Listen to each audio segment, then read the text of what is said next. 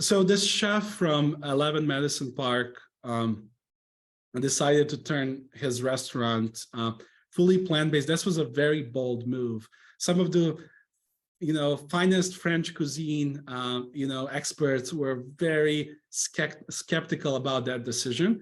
But what I really cared as a person at that time is that there was someone who took responsibility to reflect on his own role in the food industry.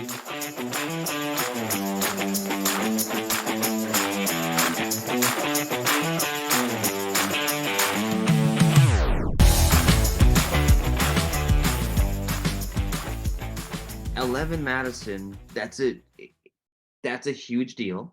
That is one of New York's most, high-level fine dining. How did you start that relationship? How did you get your product in this, I'm going to say, very exclusive restaurant? What was that process like?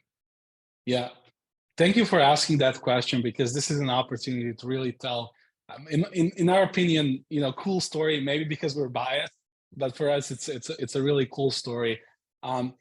It started. The story started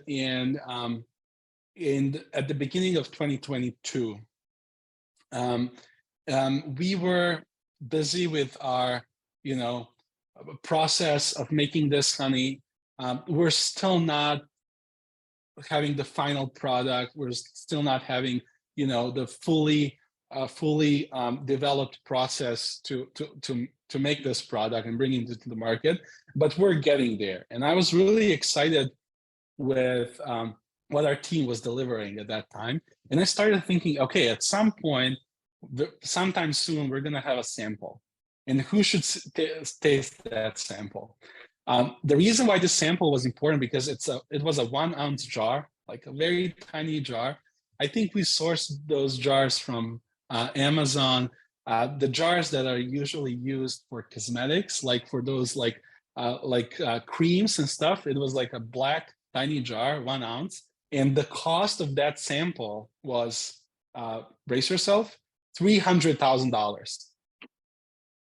Okay, yeah, I was not expecting that. Okay, 300K was that jar. And how is it? Like, I was thinking, who should open this? Like, who should be the person to taste this? Obviously, after that, we scaled, and our honey right now is not, doesn't cost that much to be produced. But at that moment, it was very special. And I was just thinking, who should be the person who should try this? And in that week, I came across this podcast that was featuring a chef. That chef, his name is Daniel Humm. He's a Swiss chef who was sharing a story that I really resonated with. And the story was that he was leading, one of the most well-known restaurants in the world, 11 Madison, and that COVID kicking in taught him a lesson about the importance of interaction of food and the world around us, and how the stories around if the virus came from animal whatnot, that inspired him to think more about the interaction between animals and people. And he took this responsibility as a chef to really think about what he wants to do next. So this chef from 11 Madison Park decided to turn his restaurant fully plant-based. This was a very bold move. Some of the finest French cuisine experts were very skeptical about that decision.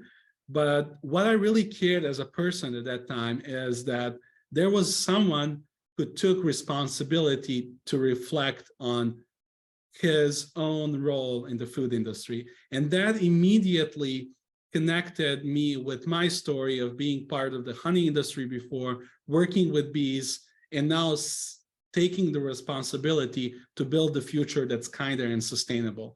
And I really, I'm getting goosebumps right now. I remember that podcast from Chef Daniel Humm. That was really amazing. And I said to myself, we have to get to this person. We have to get to this restaurant. They should be the one to taste that $300,000, 1 ounce of honey made without bees. So I reached out to my investors, I reached out to my network, reached out to my people, and I said, guys, the mission is we have to get to people like that to send them a sample. In that process, I got to learn a lot about like high-end, Michelin star restaurant and how they operate.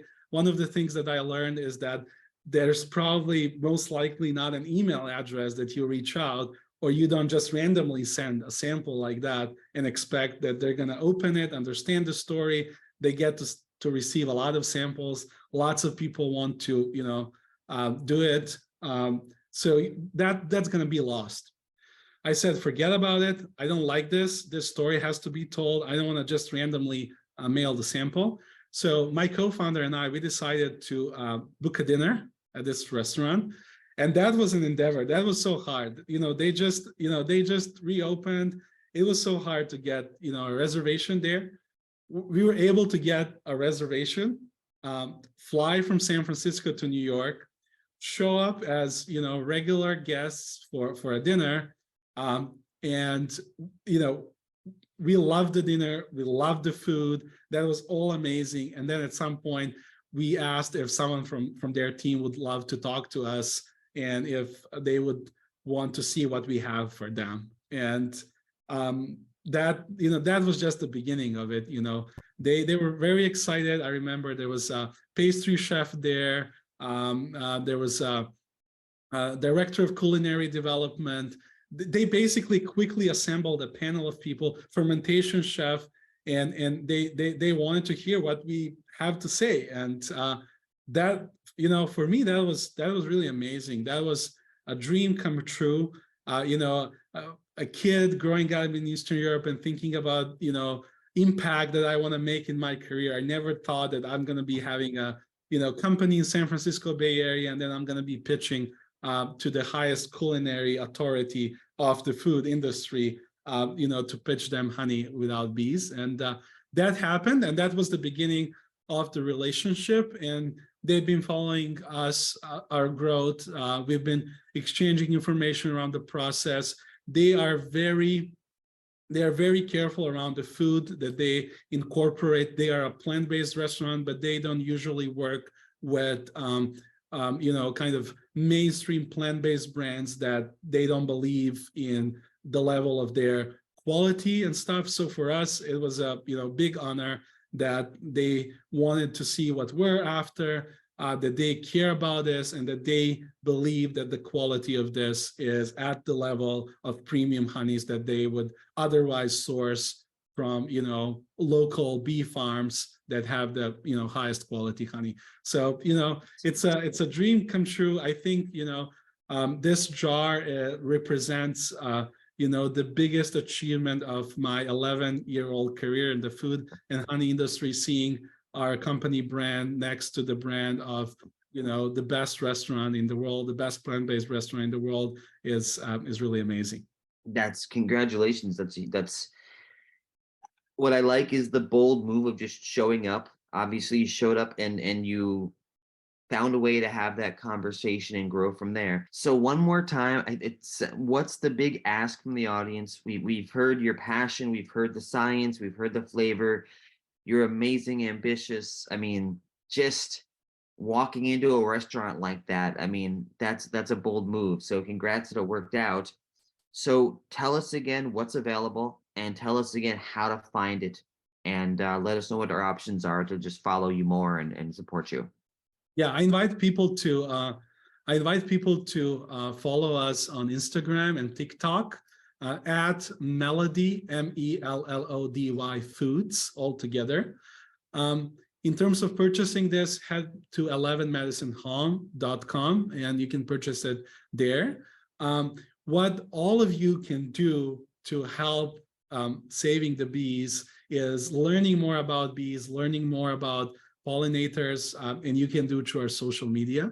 And finally, if you're equally passionate about bees and plant as we are, ask your favorite restaurant to reach out to us to offer Melody in your favorite restaurant. It can be a vegan restaurant or non-vegan. We're going to work with all the restaurants that reach out to us where people ask to see our product offered either on the menu, either within a meal, or just if you order a cup of tea and you want a side of melody.